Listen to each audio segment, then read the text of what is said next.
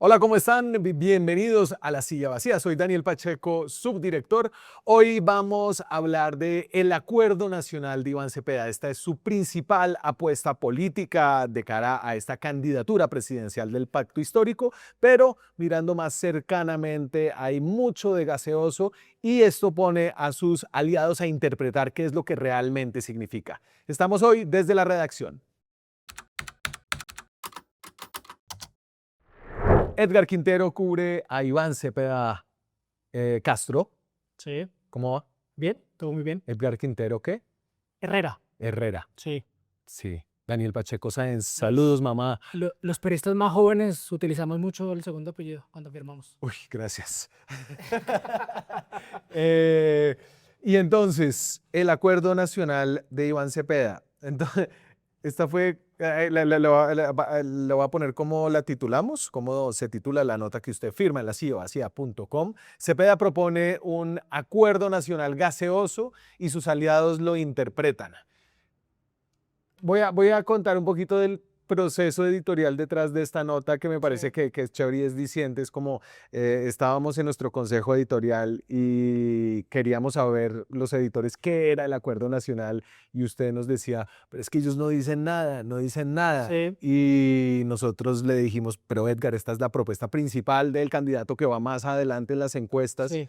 Necesitamos poder contarle a la audiencia en qué consiste y usted dijo, bueno, voy a tratar de averiguar sin que Iván Cepeda nos hable, leyendo sus discursos y hablando con la manera en la que lo interpretan sus aliados. Sí, que es una dificultad de cubrir su campaña. Entonces, Iván Cepeda es una persona que creo que habla muy claro de los principios que defiende, de la trayectoria de la izquierda, de sus símbolos, ¿no? De su enemistad con Álvaro Uribe Vélez, pero a la hora de hablar de sus políticas en concreto o de sus grandes apuestas o de diferentes temas, salud, economía, pues ahí es mucho más parco y lo es también con el Acuerdo Nacional. Él dice abiertamente que esta es una apuesta estratégica, que los tiempos en los que él va a revelar los detalles de las cosas programáticas, quién compone su equipo económico, por ahí estaba yo también hurgando en el tema de CPA, ¿no? Lo va a hacer a su ritmo, ¿no? Y creo que es como una estrategia. A ver, podemos separar como el debate de si esto es bueno o no para el debate público, así es estratégico o no, pero sí es como la estrategia como un poquito destinada del ganador, del líder en las encuestas, ¿no? Del que ya se ve en segunda vuelta, que decide que no quiere un desgaste en esta etapa como de la carrera presidencial. Sí, y por lo menos frente al Acuerdo Nacional ha dicho que su primera medida como presidente es convocar a los actores que quiere que participen en él, no sabemos cuáles, a pactar las reglas de ese diálogo, ¿no? Entonces, él primero interpreta que primero debe eh, pactar con los demás cómo va a desarrollarse ese diálogo y no dice mucho más. Entonces, igual para como enmarcar la importancia de este diálogo nacional, acuerdo nacional, hemos escuchado esto muchas veces de Petro, de Álvaro Gómez, Sí. de la Constitución del 91, de Iván Cepeda, y así lo presenta. Convoco desde ya el diálogo nacional con todos los sectores populares, empresariales e institucionales para que lleguemos a un acuerdo nacional para seguir desarrollando nuestra política de transición y soberanía energéticas con carácter democrático e integral. Ahí estaba en Barranca Bermeja, por eso hablaba de transición energética, porque estaba hablando frente seguramente muchos trabajadores de la Unión Sindical Obrera, la USO. Claro, y es que eso es por eso como nuestra insistencia en saber qué es el acuerdo nacional, cómo se va a llevar a cabo, porque él mete una cantidad de contenido programático dentro del acuerdo nacional, ¿no? Entonces Sí. el tema de la paz Sí. dentro del acuerdo nacional, el tema de la transición energética se discutirá en el acuerdo nacional, la relación... Rural. La reforma rural dentro del acuerdo nacional Sí. y de ese ya hay un antecedente que Petro sí avanzó con José Félix Laforí y algunos empresarios, ¿no? Sí. Ahí hubo algo que se medio avanzó. Incluso hay un punto que me parece bien particular y es poner en discusión la búsqueda de salidas negociadas con otros grupos armados, con la sociedad, ¿no? Pero entonces la nota decía que era un acuerdo nacional gaseoso y que sus aliados lo interpretaban, ¿no? Entonces la primera interpretación de los aliados, sobre todo los de centroizquierda, como Juan Fernando Cristo, es el acuerdo nacional, son las reformas concertadas en el Congreso. Es decir, un gobierno normal de izquierda que hace reformas tramitadas por el legislativo. Su coterráneo norsantanderiano Juan Fernando Cristo dijo exactamente lo mismo cuando llegó a ser ministro del Interior de Gustavo Petro, ¿no? Es como el acuerdo nacional y lo vamos a hacer en el Congreso, no se preocupen, no es reelección, no constituyente, es simplemente como nos hablamos entre diferentes en el Congreso Nacional. Sí. ¿Se lo pongo? Sí. Ahí va. Es el primer paso en la dirección de convocar diversas fuerzas sociales, ciudadanas y políticas alrededor de ese gran acuerdo nacional, un acuerdo que permita superar la confrontación permanente y abrir una nueva etapa de diálogo político para Colombia. Calmada, gente. Sí, calmémonos, no va a haber constituyente y va a haber como un paquete de reformas en el Congreso. Cepeda ha dado algunas pinceladas de cierta apertura a discusiones que fueron muy fuertes en el gobierno Petro. Por ejemplo, en el tema de salud, cuando Daniel Coronel le preguntó que cuál era como su posición frente a las ideas de Carolina Corcho, recuerda ese primer proyecto muy radical para cambiar el sistema de salud, Cepeda pues dijo que en aras de la discusión pues iba a estar como abierto a otras ideas, pero de nuevo sin decir cuál es el rol que él piensa que el Estado debe cumplir en el sistema de salud y cuál es el rol que los privados deben cumplir en el sistema de salud. Claro, esto es un poco desesperante porque Cepeda no va a debates, no va Sí. a foros gremiales como a discutir los temas sectoriales más, Sí. más puntuales, entonces a uno le toca interpretar no solamente qué piensa en salud, sino cómo eso se va a llevar a un acuerdo nacional que no sabemos todavía muy bien cómo va a funcionar. Usted tiene lo de la respuesta sobre el tema de salud acá. Usted está 100% de acuerdo en la reforma de salud que presentó la doctora Carolina Corcho en su momento. ¿Piensa que ese es el camino a seguir para reformar el sistema de salud?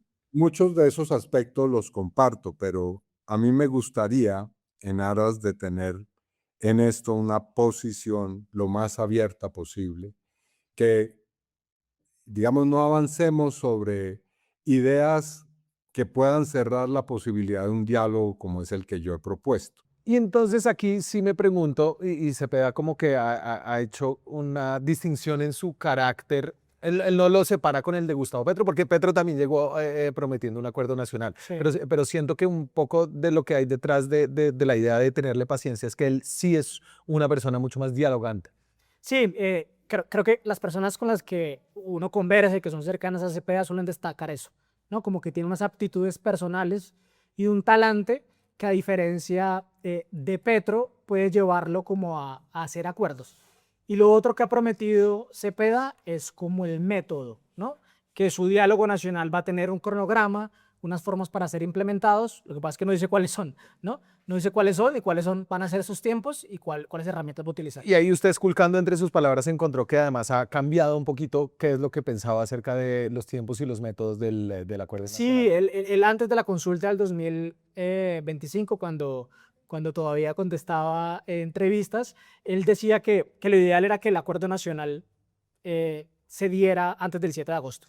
Digamos que su campaña un poco iba a ser como un esfuerzo para concretar ese diálogo nacional, pero ahorita lo que dice es que no, que eso va a ser cuando él sea presidente y que deben pactar las reglas con los actores que va a convocar. Listo, entonces que Cristo y los de centro izquierda dicen tranquilos, esto va a ser un tema de Congreso. Dentro de su equipo lo ven un poco distinto. Si lo ven distinto, creo que lo ven mucho más profundo. Lo que dicen es que para Cepeda el diálogo nacional es un cambio en la cultura política colombiana, un cambio por una cultura de diálogo, y lo que ellos ven o el modelo aproximado es la forma en cómo funcionó la delegación del gobierno Petro con el ELN, que combinó una serie de personas, militares, periodistas, que estuvieron ahí un poco forzados por la misma dinámica de la negociación, a entenderse, a llegar a posiciones compartidas para negociar con la guerrilla. Claro, y ahí se abren unas preguntas de qué es lo que se puede dialogar y acordar en este acuerdo nacional, qué se podría negociar ahí. En el caso del ELN estaba el modelo económico, las fuerzas militares y Sí. la seguridad nacional. Creo que en el método y está un poco la idea de poder sentarse con personas muy distintas, ¿no? Entonces, a veces ese Cepeda como que aparece pintado como una persona muy sectaria y lo que dicen opositores políticos muy grandes es que, pues, que no, que él puede tener una amistad con, por ejemplo, José Félix Laforí, Sí, presidente de Fedegan. el presidente de Fedegan, Sí, esposo de María Fernanda Cabal, sí, ahora en la campaña de Abelardo de la Espriella. sí, sí, sí. Sí, ahí en la reportería, por ejemplo, nos decían que Cepeda, en esa delegación del gobierno Petro con el ELN, él era muy cuidadoso, por ejemplo, la relación con los militares, ¿no? Que los tenía muy en cuenta, que tomaba su posición para que se viera reflejado en los comunicados que diera la delegación, pese a que Cepeda ha sido muy crítico del interior de las fuerzas militares y que él mismo pues es una víctima de Estado. A Manuel Cepeda Vargas lo matan Su padre sí. 2 miembros del ejército, o sea, son los sicarios y después terminan en la cárcel. Es decir, él es una víctima no solamente del Estado, sino del ejército. Sí, y digamos otra cosa con el tema del ELN, esa negociación, es el llamado Comité Nacional de Participación, que fue una instancia diferente a la delegación, en donde, digamos, concediéndole esta viejo anhelo del ELN de que participara la sociedad civil, pues convocaron una serie de organizaciones para que hablaran para que tuvieran incidencia dentro de la mesa. Ahora ahí queda como la pregunta abierta de cómo se van a seleccionar esas organizaciones. En ese comité pues había como esta tensión de que por un lado la FORI quería que más representación de los empresarios y por otro lado la guerrilla un poco incentivaba que las organizaciones sociales más afines a sus ideas pues tuvieran asiento en la mesa. Entonces un poco ahí la pregunta y el riesgo es que claro, que el acuerdo nacional se vuelva como ¿qué grupo de interés tiene más fuerza para estar dentro? Claro, esa es como la pregunta del corporativismo dentro de esos mecanismos del acuerdo nacional. Entonces usted dice, no, vamos a hablar todos juntos, van a estar los empresarios, va a estar los hinchas de fútbol, van a estar los Sí. indígenas, los afros, las organizaciones sociales y todos nos vamos a sentar, pero las organizaciones sociales y el gobierno nacional juntos suman el 51% de la deliberación Claro. de voto de un mecanismo de acuerdo nacional y los otros terminan siendo como unos convidados allá a hablar, a escuchar y a ser derrotados en todas las posiciones. Claro, cuando uno pregunta si ese es el modelo de Cepeda, la gente cercana a él dice, bueno, no extrapole como todo lo que pasó con el ELN al Acuerdo Nacional de Iván si es presidente, ¿no? Lo que suelen destacar es que él sí como que promueve como esta cultura del diálogo en donde enemigos históricos se sientan en una mesa para llegar a acuerdos mínimos, pero pues existen esos riesgos frente a su modelo Claro, de diálogo. pero cada vez siento más que este sí es un acuerdo nacional que se da desde la victoria.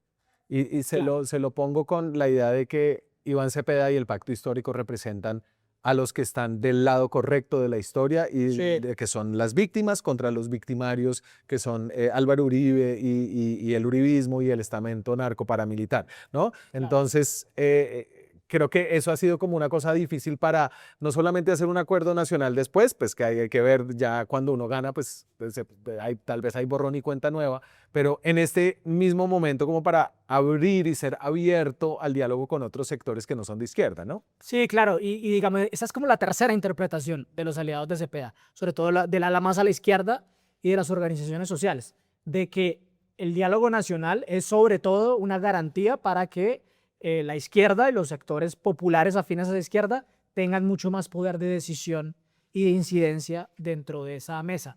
Entonces el diálogo nacional es la constituyente de Petro. Para ciertas organizaciones sociales, pues es garantizar un reformismo de izquierda mucho más profundo, agitando las calles y agitando el llamado poder constituyente, ¿no? Y claro, y todo el mundo tiene en la cabeza, sobre todo los que no miran solo a Cepeda, sino que miran al presidente, de que pues el presidente ha agitado el tema de la constituyente durante toda la campaña.